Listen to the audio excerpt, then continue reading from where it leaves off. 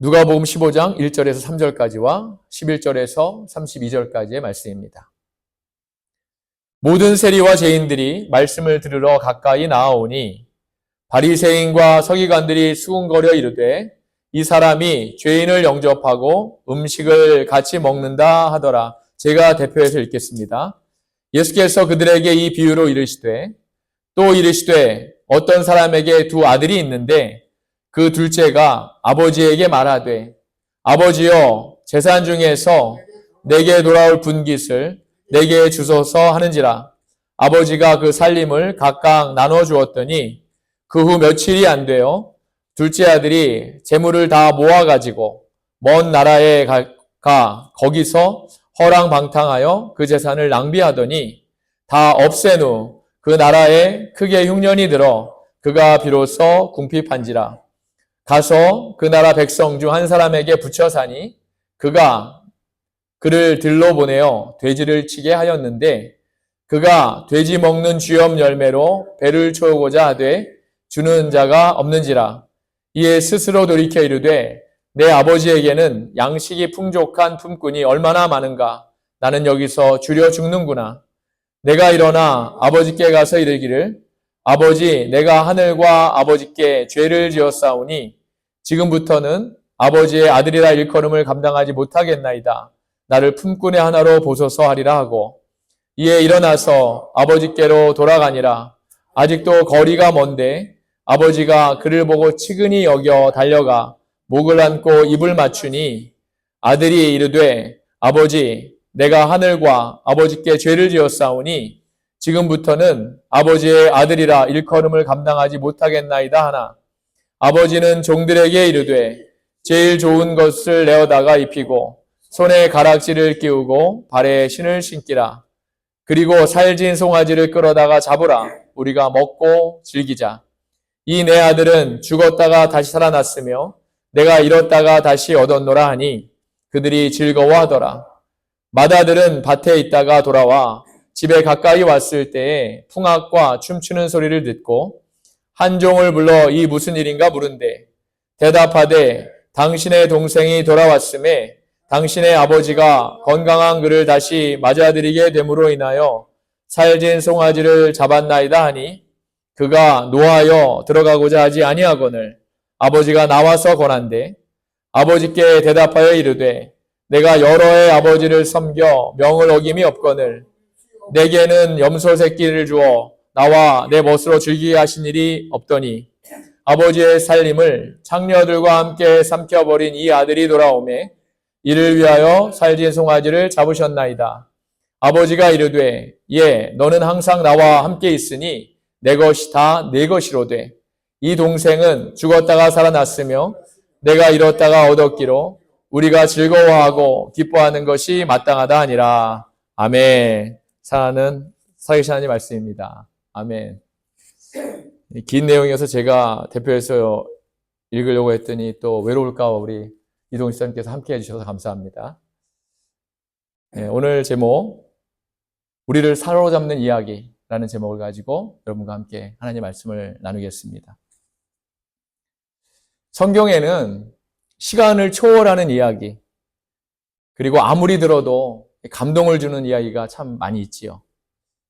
오늘 본문에 누가복음 15장 11절에서 32절에 나오는 탕자의 비유는 그런 이야기들 중에 하나입니다. 이 이야기는 반항, 상실, 그리고 인간의 이해를 초월하는 아버지의 극단적인 사랑에 관한 이야기입니다. 그런데 예수님은 이 비유에 관해서 이야기하시기 전에 분명히 말씀하시지요. 세리와 죄인을 비롯해서 바리새인과 서기관들과 관련된 그런 비유임을 알려주십니다. 그래서 우리가 이 사실을 꼭 명심하고 이야기를 생각해 보아야 할 것입니다. 만약 이러한 이해 없이 탕자의 비유를 해석하면 예수님이 정말 우리에게 말씀하시고자 하는 말씀과 전혀 다른 방향으로 우리가 들을 수 있기 때문입니다. 우리 시대의 가장 위대한 영적 작가 중 한 명인 헨리 나우엔이라는 분이 있습니다. 이분이 이 비유에 깊은 감명을 받으십니다. 우리에게는 상처 입은 치유자라는 그런 책으로 더 유명한 분이지요.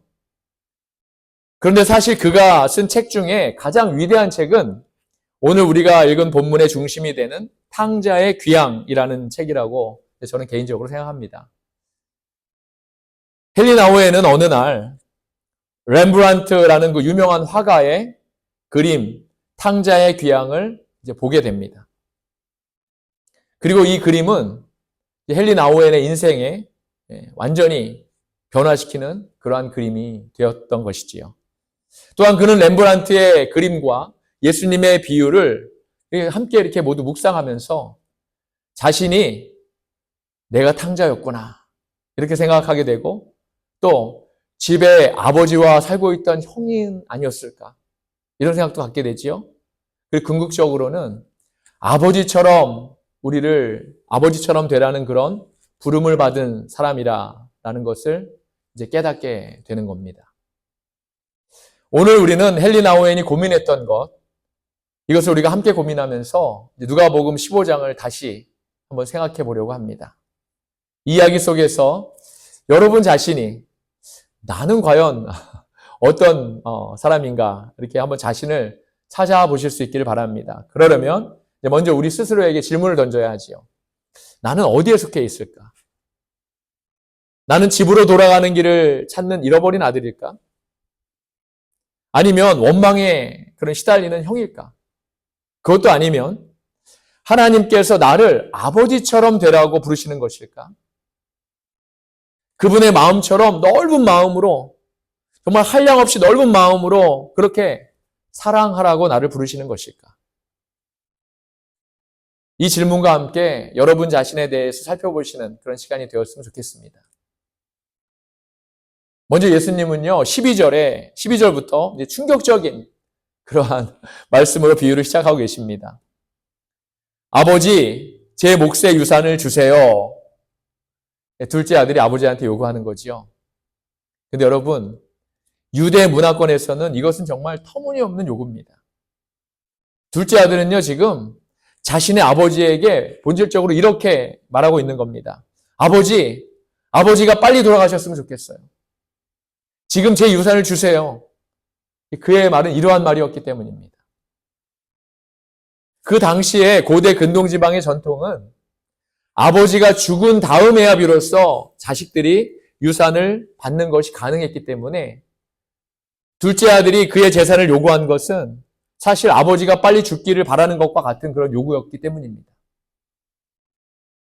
그런데 여러분, 그럼에도 아버지는 우리가 상상할 수 없는 은혜로 그의 아들의 요청을 받아들이십니다.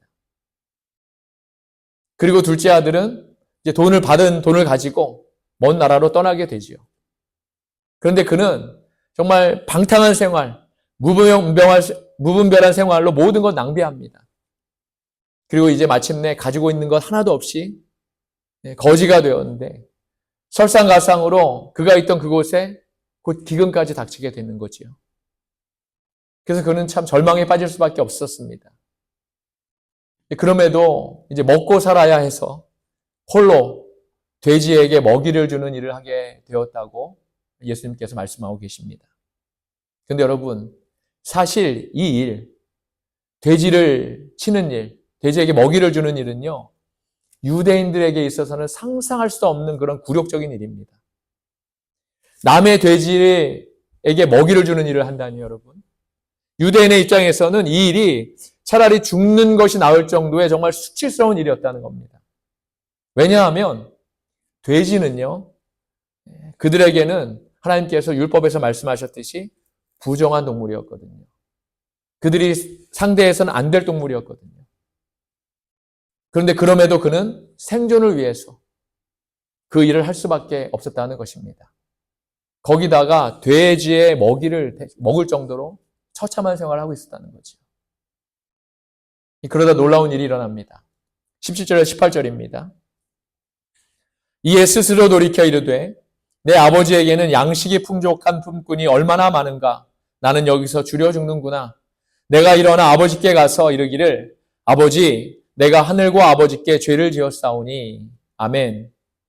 사랑하는 여러분, 이것이 바로 우리들 중에 적지 않은 사람들이 처해 있는 상황입니다. 우리는 돈, 성공, 인간관계 이런 것 세상의 쾌락에서 만족을 우리가 추구하지요.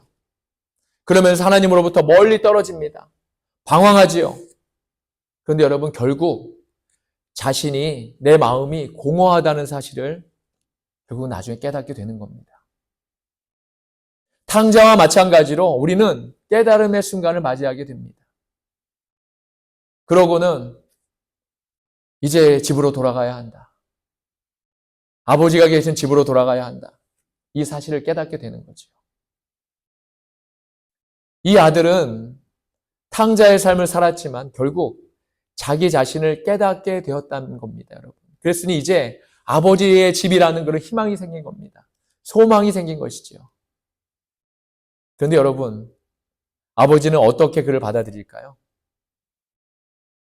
예수님은 성경 전체에서, 성경 66권 전체에서 이 탕자의 비유를 통해 하나님의 사랑을 가장 아름답게 묘사하셨다고 저는 믿습니다.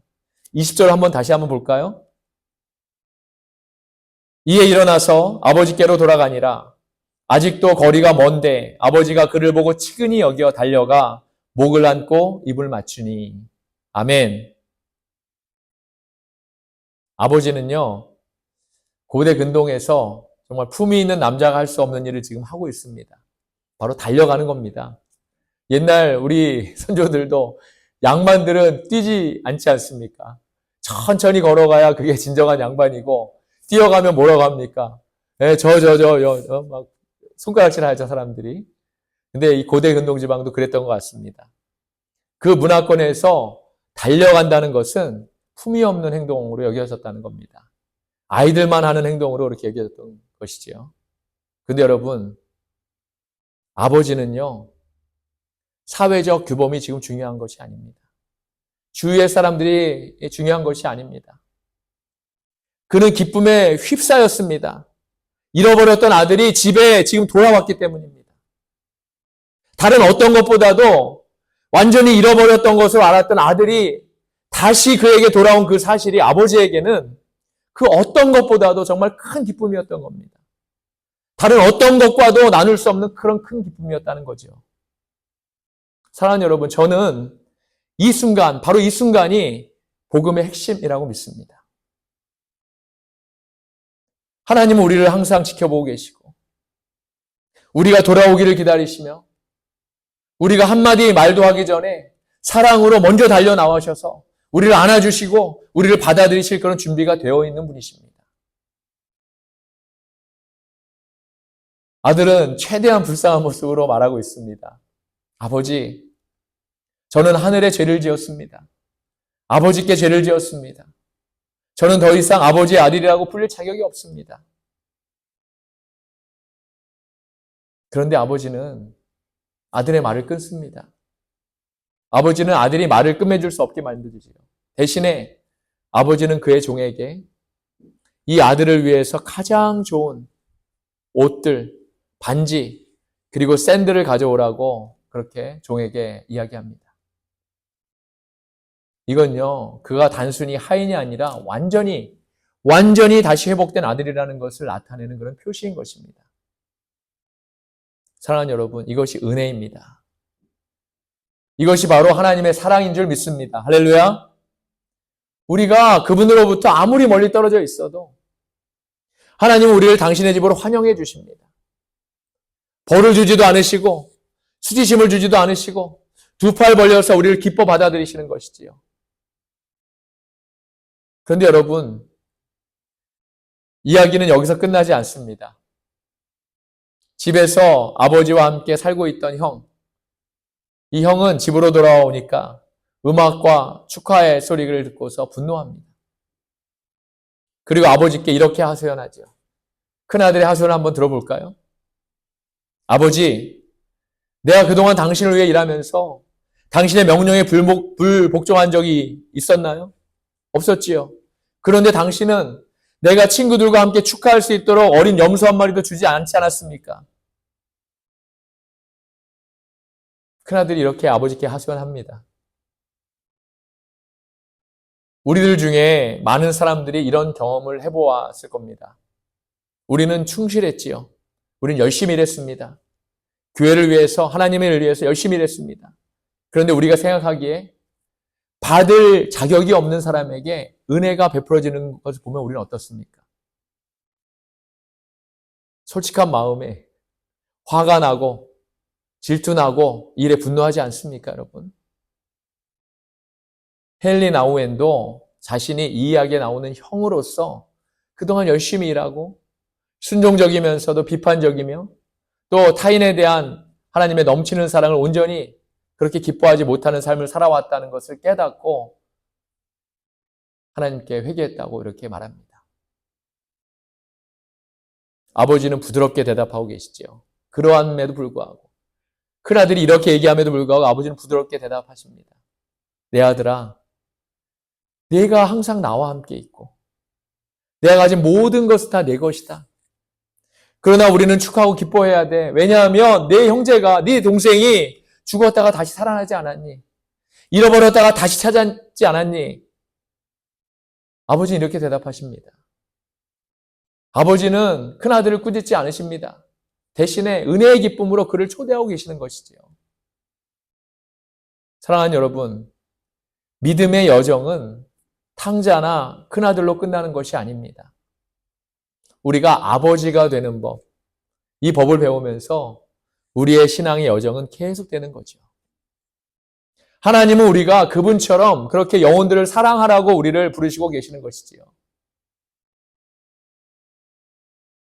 우리도 영혼들에게 자비를 베풀고 잃어버린 자의 그런 귀환을 축하하고 용서하고 조건 없이 포용하고 사랑하라고 부르고 계시는 것입니다. 우리가요, 아버지처럼 되는 것은 다음과 같은 것을 의미합니다. 첫째로, 판단이 아니라 사랑으로 상처 입은 사람들을 환영하는 것입니다. 상처 없는 사람 있습니까, 여러분?